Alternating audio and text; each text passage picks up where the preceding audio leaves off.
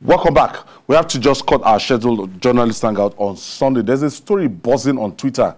That story is buzzing on Twitter and Trust. And the story is direct, like as if TVC is underplayed what happened in Sokoto State. I have my assignment editor to tell us what actually happened. Ayo, thank you for having me, Ayo. So, first, we are not downplaying the story. We've been on the story. What actually happened on Thursday was that there was a widespread ASUU protest, across the country. And unfortunately, I will use that word unfortunately, the producers, one of the producers thought it was one of those protests, So it was a mix-up. It was just a mix-up, So we are not trying to... Just when the tempo... because it was breaking and the story was fluid, coming from Ondo. That is the ASUU protest by students, that the ASUU should call off the prolonged strike. So, and she thought it was one of the stories that maybe it was the protest, ASUU protest that came from Sokoto. And that was around 4 thereabout, and she actually moved the story and thought, okay, part of the story from ASUU, it is, and in Sokoto, blah, blah, blah, happened. If you go ahead, it's still the same thing, if you go ahead and check, you notice that she went ahead to talk about Osun and some other states. So it is just not to downplay what is happening in Sokoto. And we have had other stories of the same incident, accurately reporting what happened. Yeah, of course. Even yesterday we were on the story. There was a story that broke. Yes.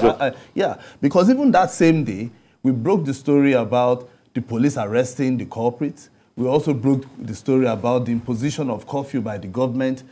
Yesterday, we also broke the story about when it was viral that Bishop Matthew Kuka's house was burnt. We said no. We called him and he confirmed that it was not true. So we have been on this Sokoto story. So that just that error shouldn't be misconstrued as we either trying to underplay the story that is happening in Sokoto. And it's also ridiculous. All kinds of people on Twitter. This is what some of them enjoy. To damage people's reputation, even when they are not connected to certain issues. The mix-up has happened.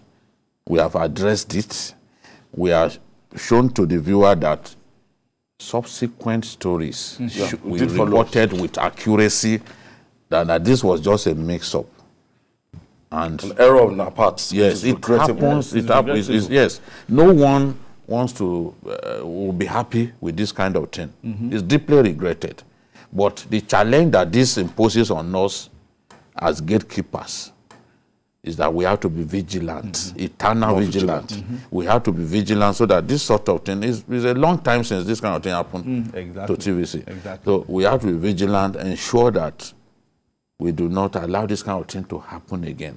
Because when it happens, opportunists will cash in on it, make political gains out of it and all that, especially in this political season. But the whole thing is regretted, the murder is regretted, it's just unfortunate.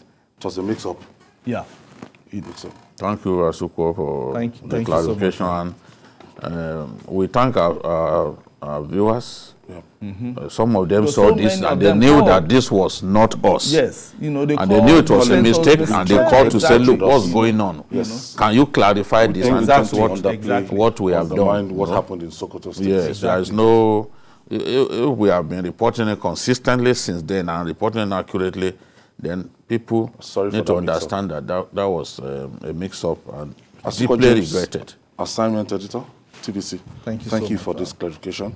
And I had earlier Wale Adeoye that's been with us for Journalist Hangout on Sunday. Thank you, Wale, for your contribution.